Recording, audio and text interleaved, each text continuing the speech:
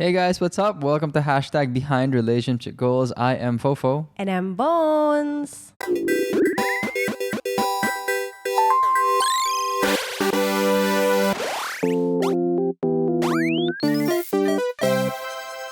Today's episode, we are going to talk all about our work, specifically acting. It's a sensitive topic, I would assume, for most people, especially for most artists and creative people, which include us.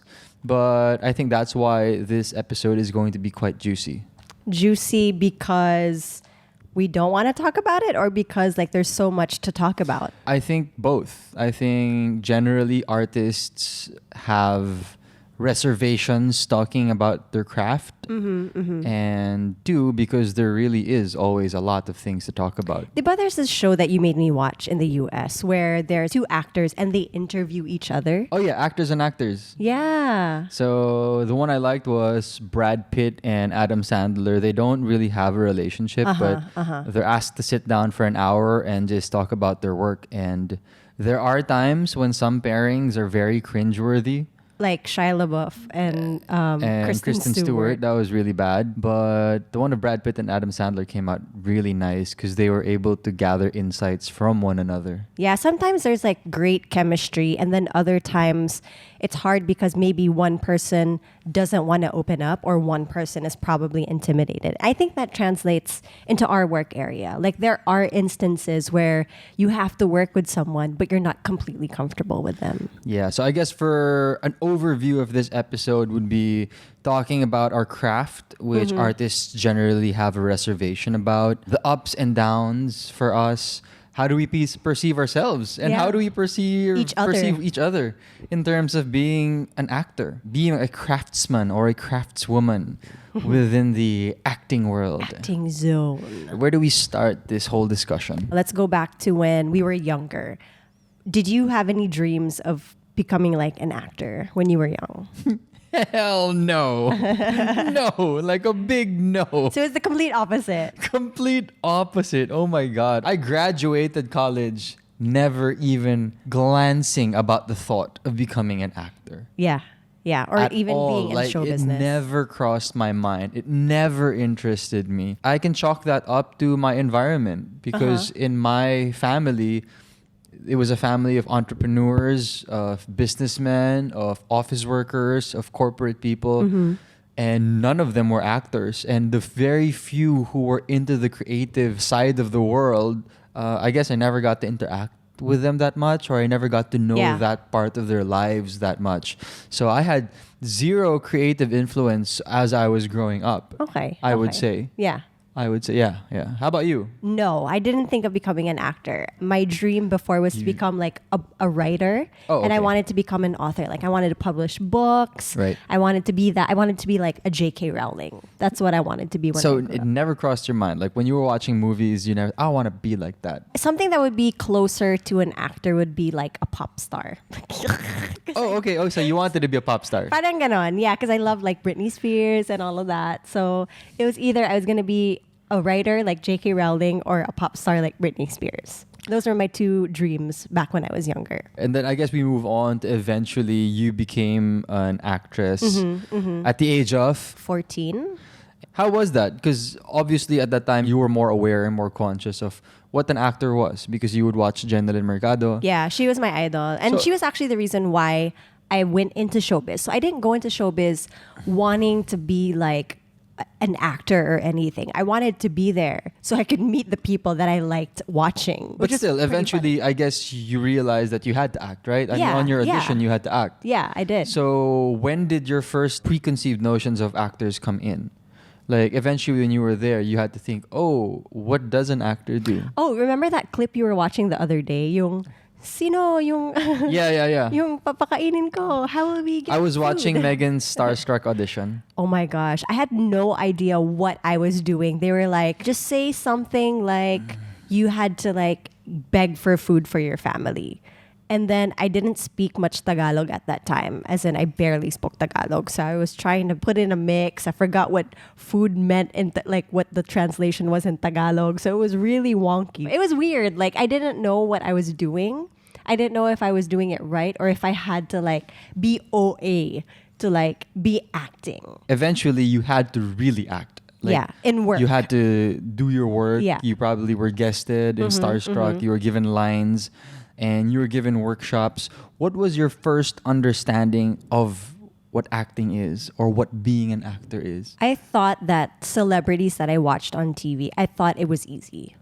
Like that's how I saw it. Okay, interesting, like, yeah. I thought it was easy. I thought like you just look pretty and like you go on set. Oh yeah, memorize lines. Like that's so easy. I do that in school. As I was 14, wala naman akong experience with like commercials. So I had no prior knowledge and experience of what a set is like or what the steps to getting to the scene are. So when I was doing Starstruck, that was like my first like dive into it. But we only really got a feel of what a set is like after that because we were on our own. Like we didn't have people telling us, oh, you go here, you do this. It was all just you. So I felt like I was a little tadpole in a tank full of sharks. And I was just trying to like tadpole my way through. I think eventually I had to try to become a piranha. And what was the trigger for you to think, oh my God, I have to stop being a tadpole and be a piranha? Because although tadpoles don't become piranhas, just so you know. Like I'm sorry. But anyway, go. We're not talking about like evolution here, Fofo. Okay. I think the time that I thought I have to be more like feisty or anything is because I didn't want to be stepped on. Like I didn't want people to have to boss me around at a certain point. But I was young. I was very naive of what was going on. Although I had my director to tell me what to do. I think it was coming from being in a reality show where every day they say, you have to do this, you have to do that. Like we were just following instructions. And at this point, I was like, okay, I don't necessarily like everything that they're telling me to do. I wasn't a big dancer. Like singing was just okay, but they weren't things that I wanted to do. Eventually, I wanted it to become okay, these are the things that I want to do. I want to follow the things that I want. And you were 14 years old at the time? 14, 15, yeah. So you became a piranha at 14, 15. Yeah. Ikaw, like how was your experience naman, like being on the set for the first time? Not even being on the set. My first experience would be just being introduced to the concept of acting. So I was 23 years old at that time. 22 years old. 22, your commercial. 23, yeah. Even after the commercial. Because the commercial, I had a particular notion that you just had to copy whatever they tell you to do. So for my first commercial, you bite into a burger. I never thought of it as acting at all. Yeah. So I just said, okay, give me the burger. I bite into it, and I thought that what you had to do was look cute. Look cute. So just make sure you look good and you're fine. Yeah, so we both had the same notion na, okay, acting is like you just have to look good. That's it. Yeah. And eventually GMA called and we did that whole thing and I started to work with them. They put me in my first workshop. And the very first time that I actually had a concept of acting as a craft was during a workshop. And people were trying to tell me, what is acting? And I was thinking, oh my God, what is acting? Like, what is the goal of what you're trying to do? So you were thinking of it like parang a theory. Yeah, I was thinking of it as a skill, as a lesson. Yes. I was like, what is the goal here? Yeah. All of a sudden, I mean, it didn't click right away, but it made me think, oh yeah, what are you guys trying to do? Like when people are doing their scenes and they're reading their lines and they're in front of their camera, what's their ultimate goal? Yeah. And this was the most annoying answer I ever heard at that time. Okay. And then they said, truth. Because you need truth. Because of where I'm like, you were oh my God, this is crazy. I'm out of here in my head. Because I was annoyed. For me, it was such a vague answer because when they said truth is what you need to produce when you're acting. What the hell does that mean? Yeah. Especially coming from your background where you were like all calculation and like you knew things like by the book. Here comes something that's like, what is truth? You're trying to break it down. Like, and I would ask philosophy class ko? Teka nga lang. And I would ask them straight up, what do you mean by truth? Yeah. And they're like, it's being in the scene. I'm like, oh my God, this is getting worse. I'm not absorbing this at all. Yeah. These workshops were designed for people who were just at least interested in acting. Yeah. And they had some semblance or some notion or some thought of what acting was. Yeah. I don't think they realized how much I did not know about it. Yeah, or how much like So when you say truth, when you say being, that sounds so philosophical and so vague to me that I'm like, do you really expect me to get anything out of what you're saying right now? Yeah, because you were so used to doing things like parang school. Yeah. I was so used to objectivity. Yeah. To being able to visualize. You give me 1, you plus 1 is 2, and I can visualize that with toothpicks. Yeah. Right? I cannot visualize the truth and being of a toothpick. This didn't register in my head. So that is how wide the disconnect was between me and the concept of acting. But I was determined to figure it out. He was very determined. That was something that I did have in me. It was determination and perseverance, and mix in a bit of healthy ignorance to help me out during my failures. I think having that ignorance really made you push through with it, because I can imagine like for me, for example, like when I was doing workshops when I was younger and I would fail, or if I was like intimidated by something, that would cause failure for me. I get like what you're saying, like your ignorance towards maybe like the people around you, or like the things that are normal in the business. For you, you're like, okay, I made a mistake. I'm going to move on and learn from it. And for us, we're like, oh, shoot, I made a mistake. I embarrassed myself in front of these people. Oh my God. So may anxiety na kami over things like this. That's true. Although I think I'd like you to talk more about anxiety, because I think that would hit you a bit more. Because like I said, I had a healthy dose of ignorance, which kind of shielded me from anxiety. And your personality is a bit more predisposed. I guess my anxiety with upsetting people and making sure na, okay, I don't want to like step on anyone's toes. I remember we had an open workshop back then, and then Vilma Santos was the guest at this workshop. So parang open workshop siya. And then they would invite some of us artists from Star Magic to go on stage and act with her. At the end of it, at the end of the scene that I was going to do with her, I had to slap her. You had to slap Vilma Santos for real? But I didn't, because I was scared that she would get mad or that I would hurt her. But it was an acting scene and she was expecting it already. And she's like, I was expecting you to do it. And maybe one thing that you should learn from this is it's work, okay? You talk to your co-actor before everything happens, but don't be afraid, because once you hold back, then there's no truth in that. And then nakikita yung anxiety mo towards it. One of my anxiety moments where I was like, man, I wish I slapped her. But I mean, it was for that scene. But I was so scared for her to get mad. But she wasn't going to naman daw, sabi niya. So she was really nice about it. And you know what? You said truth. It became a bit disturbing when you said that, because I remembered how I felt when people would say truth and being, and I couldn't understand or grasp that concept. When people in the industry, or when actors or when creative people talk about truth or being, my understanding now, I could still be wrong. Yeah. My understanding, the way I can explain that to people would be being real relative to the scene that you're trying to do. So if you're a guy who's sleeping and ginising ka ng mami mo, how would the normal guy be woken up by their mom? Yeah. So if you're able to do, something that looks real, then that is the truth. So they're just saying that the truth is what is the realest way that you can do it. Yeah, what is something that you walang would do on arte. yeah. Walang arte. You don't get woken up like, huh? Oh my God. So you be in the scene and and you find truth in the scene. It's really just being real. Okay, so an example, like when I was watching movies, you remember, I think it's called Battle Royale, the Japanese movie. When one of the characters gets killed, they go like, so it's like, alam mong namamatay siya kasi yung arte niya is like, it's so campy in that sense. Pero, I mean, do you think that's like truth? Maybe for like them at that moment it was. Like, it's so objective also.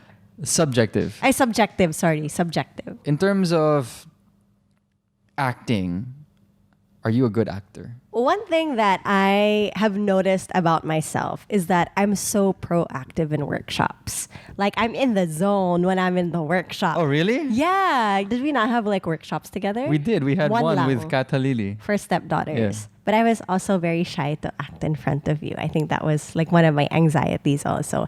But when it's like workshops, I'm like, let's do this. They always use a term, tumalon ka. So ibig sabihin, you just go for it. When it's workshop, I'm like, go, give your emotion, give whatever they need.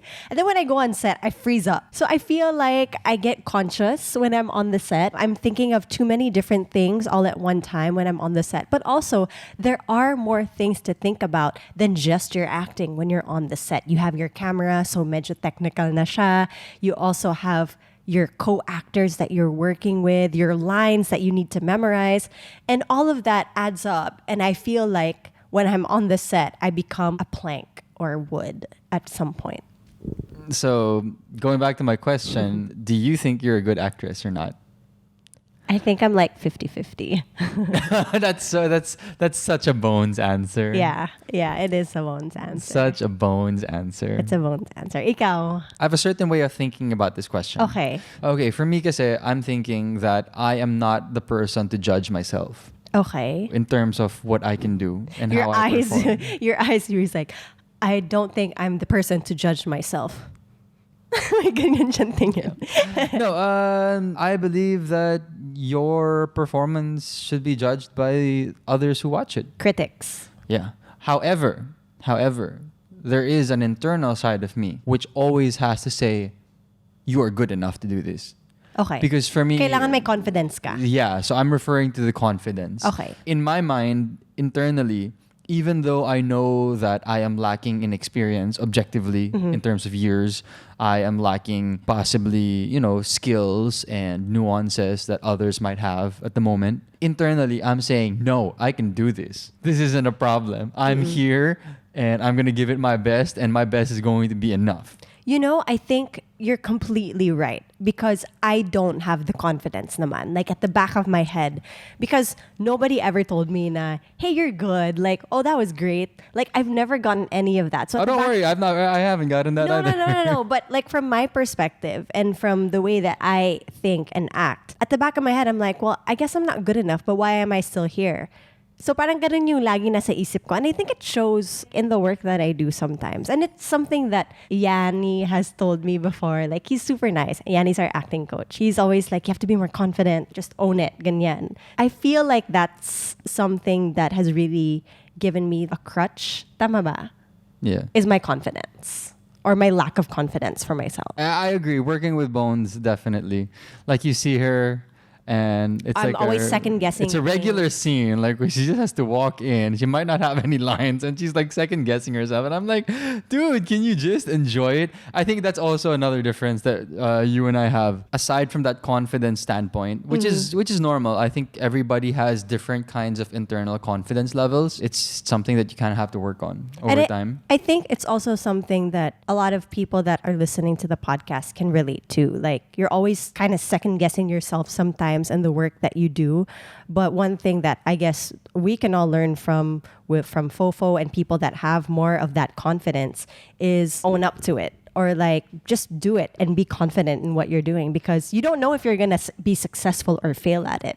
But do it. One thing that pairs up very well with having that internal confidence is being able to enjoy. I think that's also something that you find difficulty with. At least that's what I noticed when I would work with you. That's what I would have difficulty in acting. Yeah. In other things, like kunwari, like the pageant, that's always one, I guess, tip that I give to girls that join pageant. Sorry, is to always have fun when you're on stage. And I kind of forget to follow my own advice when I'm actually like on the set. And the thing is, the reason why I say that is because I always try to consciously enjoy the moment. Yeah.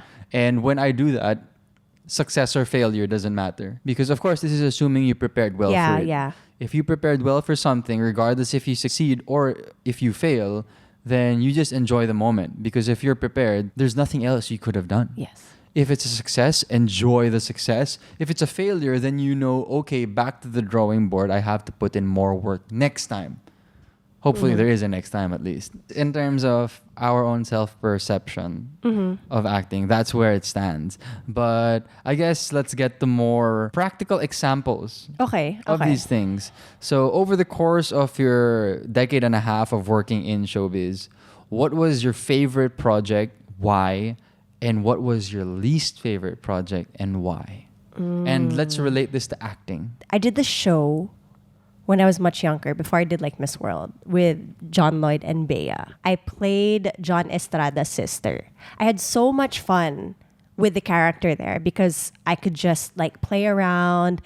I wasn't like one of those richy, like all dressed up kind of characters, and I was very rugged and myself. So I tried putting some of myself in there, but I tried to like mix up different characters that I would also watch from different movies. I think aside from that being one of my favorite acting jobs, it was also one where I had a lot of frustration with myself because there were moments na super crucial yung mga eksena and I wasn't in the zone. What does it mean when you say you are not in the zone? I wasn't in the zone because I skimmed through the script. I was very young at this point. I skimmed through the script. We have these things where you have beats. So it means like per line, minsan may isang emotion ka and then you shift to a different emotion when you say another line. So usually when you study the script, you kind of break it down into like segments. There was one particular scene where I thought petiks lang siya and I could just like go with the flow and just like act it out. But what I didn't realize is that, you know, there were other actors in the scene and I was pulling everyone else down. You know, it was a big scene, like parang nasusunog yung building and I had to like call for my kuya kasi it was their office. And nagpapanic ako kasi akala ko nandun siya sa loob ng building na nasusunog. One of the main characters was there. I had to talk to them. It was just like so flat. The emotions weren't there. When you talk about truth, kung yung kapatid mo nasa loob ng building na nasusunog, ano ba yung reaction mo? Syempre, you're gonna be panicking, you're gonna be probably crying or like calling whoever, but there was none of that. You couldn't even see like the panicking. So you just kind of read the lines in your head. I read the lines. It was really bad. Like I felt so bad afterwards. I even, you know, spoke to my director and I really apologized to everyone there because I felt like I was bringing everyone down at that point. At least you realized you were doing something wrong. If that were me, I wouldn't even have realized I was doing something wrong. Yeah.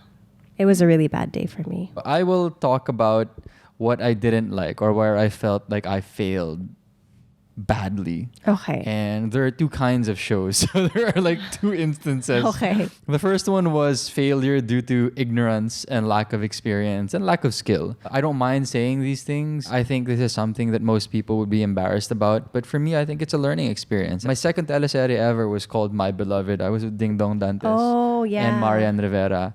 And looking back at that story, the character arc that they gave me was insanely beautiful because it was a guy going from light to dark to light. Mm-hmm. So there were so many transitions and development within that character. What I did during that time was lay a big, fat egg. What do you mean? I laid a zero. Oh. I laid an egg. Sorry, it is a sports term. Okay. I didn't even realize that it was a character piece. I didn't realize the transitions. So you didn't know like you were I had no a idea kontrabida? what I was doing. I didn't even know that I was becoming a kontrabida to a bida. Like I had zero concept. This was the time when they were saying truth and being. And I was like, what in the world are you talking about? And they give me an acting piece like that, but it's not their fault. It's my fault. It's my fault for not being ready for that. After that show, I realized that I couldn't even judge if I was doing well or not. That's how bad I was in this job that I had. Yeah. So I was like, I have to change that. I spoke to the EP and I was like, Miss, I don't know what I'm doing. Yeah. And I think that's the worst thing you can do. Yeah. I think if you fail and you know why you're bad, that's way better of an At least you would improvement. know how to improve. Yeah. Than not knowing at all. And I couldn't help it. I mean, yeah, it was my fault, but at the same time, I had never known anything about that industry and about my craft. You were ignorant about it. Yeah. That was a jump off point for me. So eventually after that, I tried to learn. But the learning process takes a while. Yeah. You don't like prepare for a year and you're like, yeah, I'm an award-winning actor right now. Yeah, it doesn't happen after to everyone. a year of thinking about it and being aware. No. Yeah. There are so many more ups and downs. So my next down was feeling like I would put in the work and feeling like I was prepared, but still not being enough. The project that epitomizes being so prepared and working as hard as you could, yet when you actually have to execute, you completely and utterly fail. I would say that would be my faithful husband. I know. You were so frustrated. With Den and Jen. Yeah. You were so frustrated at that point. Because I could see like the work that Mikael was really putting into. He was super masipag. Like I would even practice with him. Like just watch him and he would act a scene out in front of me. And at the end of the day, when he would like call me, he was like, I know I did my best, but why doesn't it feel like it was good enough? Like that translates on screen. Yeah, because it didn't. Because sometimes you think that you put in the work and it's not always just about preparation. Yeah. It's about learning how to take all that preparation and be able to execute it. I think translating that is also a skill in itself that I didn't understand at that time. Yeah. That was so frustrating. So imagine studying for, let's say, I think something that people can relate to would be a school entrance exam. Okay. Practicing and reviewing for a year in advance, and then when you're in the entrance exam, you just completely blow it because of various factors. Pressure, you got thrown off, maybe you couldn't sleep very well, maybe you got a bit nervous. I think that's something that I could use as an analogy to how I felt. Let's move on to like, what's the project that you felt like you were most proud of? Ano yung project na maipagmamalaki mo? Yeah. There are two things now. Again, I have two answers because I feel like there are two sides, but they both complement one another. The first one is an easy one, Bubble Gang. Okay. Because this was the time that I was really trying to prepare and really trying to learn and try to understand what in the world my job was about, acting. Yeah. They threw me into Bubble Gang, and just seeing all these people, this was Kuya Bitoy, Kuya Ogie Alcacid, and everyone, the whole gang, just enjoying their work, and you could just see and feel that happiness that they have and that they imbibed into what they were doing. That gave me so much confidence to try it out. And then eventually, me being able to let go like them and being able to enjoy with them and, borrowing from the confidence that they exuded, it allowed me to explore a new genre. I feel I was able to find some mild success at the very least. I eventually segued into a couple of sitcoms, Small Family. Yeah. So I built somewhat of a body of work in comedy, which allowed me to regularly jump back and forth between comical and between comedy projects and drama projects, which I felt was a success. I mean, it wasn't instant success, but I kept on working on it, and I kept on asking them, wow, how do you guys do this? How do you guys do that? And I kept observing. More than asking, I was observing them a lot and trying to see, wow, how do they do this? It's so different from when you do your drama shows and teleseries. I felt like Bubble Gang was a huge success for my part, at least. Yeah. Just on a personal level. I don't know. I don't know what they think about me. I mean, they could think I suck. It really brought your confidence up. Yeah, it really gave me a different side and really taught me how to love a different genre that I didn't know I was ever going to get into. The other side of it would be, of course, our bread and butter, which is drama or teleserye. Yeah. So I guess the most fulfilling one in terms of acting would be my last two shows. And I only say that because experience for me has been such a huge factor in my development. Not just my development as an actor, but my development in terms of appreciating the work. I appreciate what goes on and how much effort the whole 200-man team has to put in to produce one teleserye. Yeah, grabe. So those last two projects was one, The Stepdaughters, and two, Love of My Life, still unfinished, still ongoing, to be honest with you. Actually, you know what? One of the characters that I really liked that you did was Paeng. Oh, yeah. With Regine. With Ate Reg, yeah. Yeah, I really like that character. That was poor Señorita. But I guess these last two kasi, I always try to make it a point to prepare well. And now I think I'm getting better at translating and executing that for the camera during an actual take. It just becomes more fulfilling because after 10 years, I'm still learning and I'm still learning how to be more effective. I think as the years go by, I'm more sensitive to, I'm a bit better now than I was before. Like I was able to do this scene, which I realized 2 years ago, no way, I would not have been able to do this. The last two teleseries would definitely be something I could be proud of on a personal level. Okay, for me, I won't go first to the Maipagmamalaki, but I'm gonna go to a show where I learned a lot from, because I learned so much from the last show that I did with Sina Chris Bernal. We did a horror show. It was my first time to actually do a teleserye and a horror. But I think one of the things that I got, or I learned the most from doing this type of genre, is really patience. It tested my patience on so many different levels, probably from doing like one scene and then you have like different angles that you need to take for the shot. And even like just waiting for you guys to finish the day really tests your patience. But I learned how to, keep my cool when things like this happen, when there are technical difficulties that you face. I think it's not only just, acting when you're on the set. There's so many different factors to being an actor. There's also like kung paano ka makipagsalamuha, tama ba? How you relate to other people on the set, because like Mikael mentioned, it's like 200 people on a TV set, on a TV teleserye set. So there's so many different things that you need to consider. And that was definitely one of the things that I really got from doing that show. I think the show that I'm most proud of, don't think of this that I'm copying you or anything, because it really is You're a show. copying me. Okay, fine. I'm copying. No, I'm not.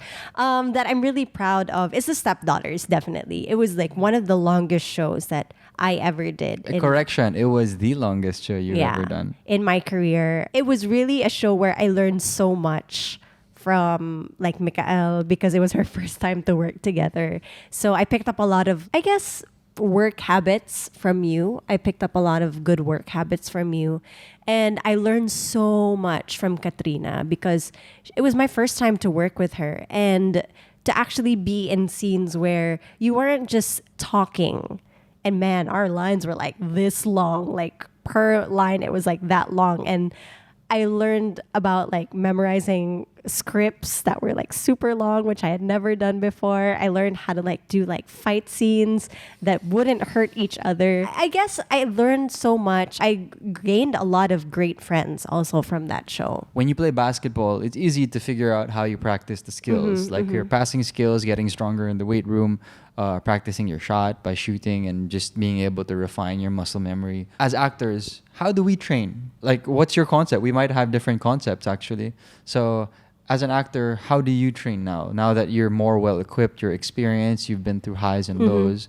So how would you try to get better now? One thing that I hate doing is watching myself. I completely I don't like watching myself, because I cringe every time I see myself, or I'll laugh at myself. But it is one thing that is very crucial, I think, in learning, because you learn to see what you're doing wrong, what you're doing right with yourself.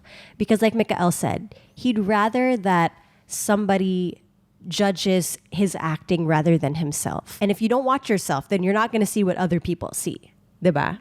Yeah. If you get some feedback na, oh, that was great, you need to see what you did that was great. If somebody said that was bad, you also need to see what you did that was bad. Para at least when you do your next project or when you do your next scene, there's something that you can adjust to. Like just reevaluating yourself. Yeah. I agree with that. I've learned that just like in basketball, and I'm always going to use that as an analogy because that's what I was into for the greater part of my life. When you are doing something that is team-based and production, or creating a teleserye or any kind of production work is team-based, there are so many other elements you can improve on aside from acting. Yeah. So acting, yeah, you have your workshops. Yes, you could, analyze and scrutinize your script and really build your character. But I think one element of being able to improve on that other people might not think about right away is everything around you. And what I mean by that is, how do you relate to your whole team? Yeah. How are you as a leader, especially for us, since you're a leading woman and you're a leading lady and I'm a leading man? How do you lead? Not lead like a president, but lead in terms of being an example. Actually, like enjoying your work and showing that you care, and showing that you care by the small things, like saying hi, hello, getting to know their names. Yeah. Kinakamusta mo sila? How are you in terms of being early? How are you in terms of talking and giving out criticism and adjusting to your co-actors and to your director? And I think that being able to improve on that is actually a skill. People skills. Si Yanni, when I did Marimar, that was one thing that he told me is you are kind of like the leader of the ship when you do this show because you're the title role. You play Marimar, and when people are on the set, they will see you. So you will be the leader of example. Okay? If you're in a bad mood, baka maapektuhan ang mood ng lahat ng tao sa set because of you. Yeah. It's a lot of pressure, yes, but all you have to keep in mind is that, you're there to enjoy and have fun.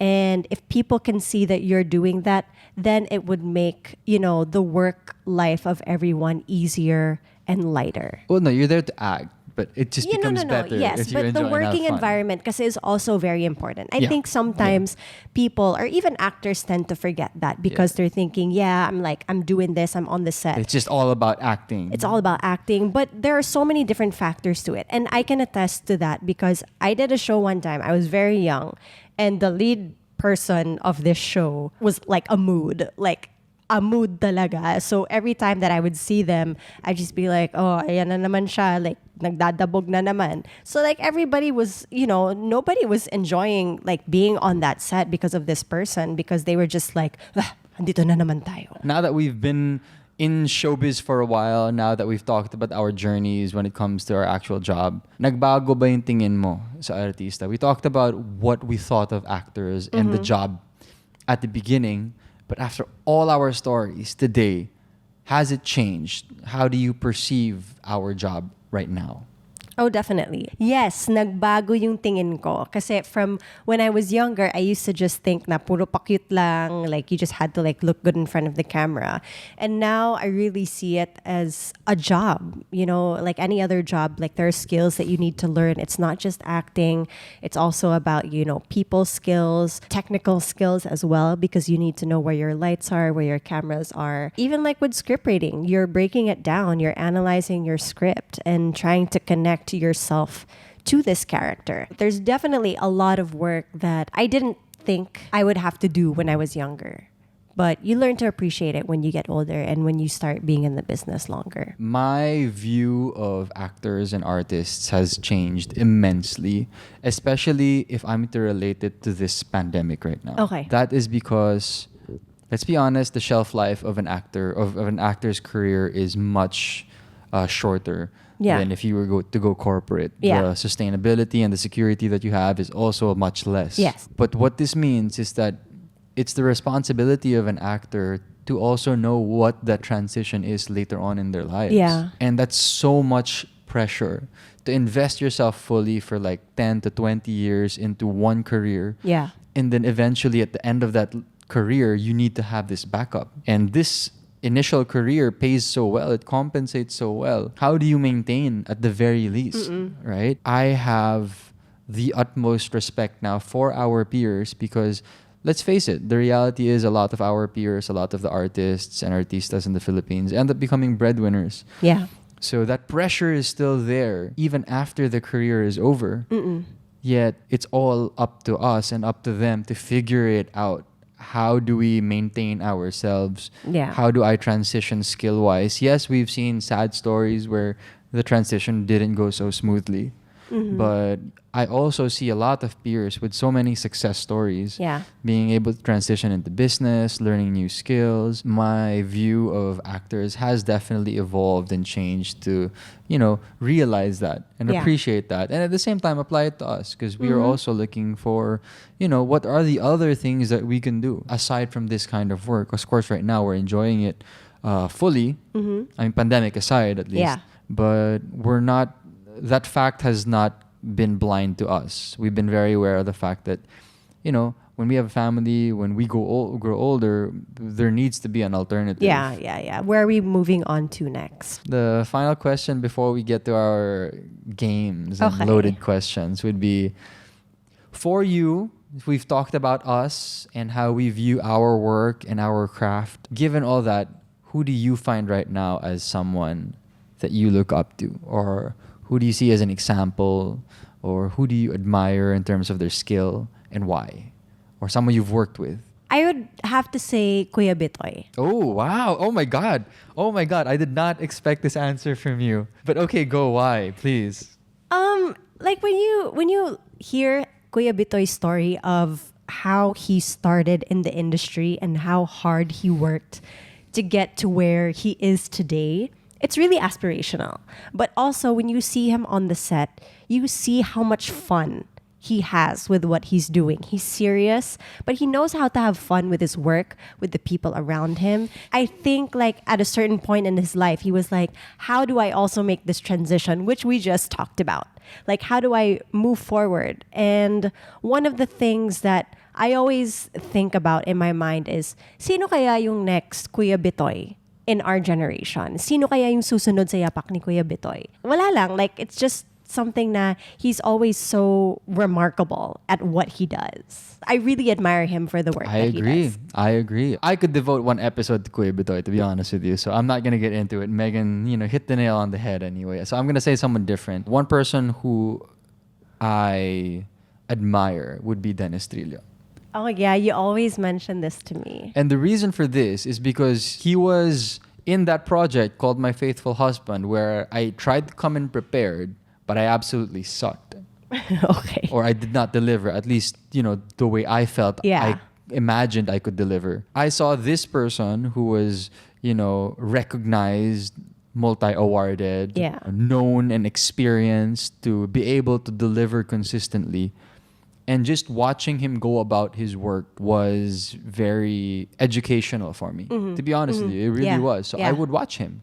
And I would look at his scenes and how he would prepare. And he's a very focused person. Very quiet on the set naman, outside of the set. I really appreciated the way he went about his work and the way he was able to deliver, because that was the way that I would want to deliver. You could see that what he imagined was what he would produce in front of the camera. That gave me a lot of insight as well. It makes, okay, so that is what it looks like. Because up to that point, I didn't even know what it looks like because I couldn't do it. Parang wala kang point of reference. Yeah, I couldn't do it myself. So to see a guy up close doing scenes with him, so this is what it looks like. Yeah. So that was very, very interesting for me. And I was very happy to have worked with him and Jen at the same time. It's just that, he's a dude and we were working together a lot as well. It's nice to see it from like a guy's perspective also. Yeah, definitely. We would have similar characters to a certain extent. So definitely, Dennis Trillo. All right. And with that, we get to the loaded questions of the week. All right. The loaded question of the week. Dun, dun, dun, dun, dun. Would you rather do a role you know very well or a role you are not familiar with? Okay, you first. Do you like that I did that in a voiceover? I have thoughts. I would rather do a role that I am not familiar with, because I feel like I'm not acting if I do something that's too close to me or there's no challenge. Parang I want to be challenged naman and do something that, takes me out of my comfort zone. I know it'll be very uncomfortable. I probably get very anxious about doing it, but who isn't up for a challenge? Wow. Wow, big words, Bonizi. Let's see when you get there. My answer to this question, I don't know. Have you played a role that's close to you? I would never really think about it.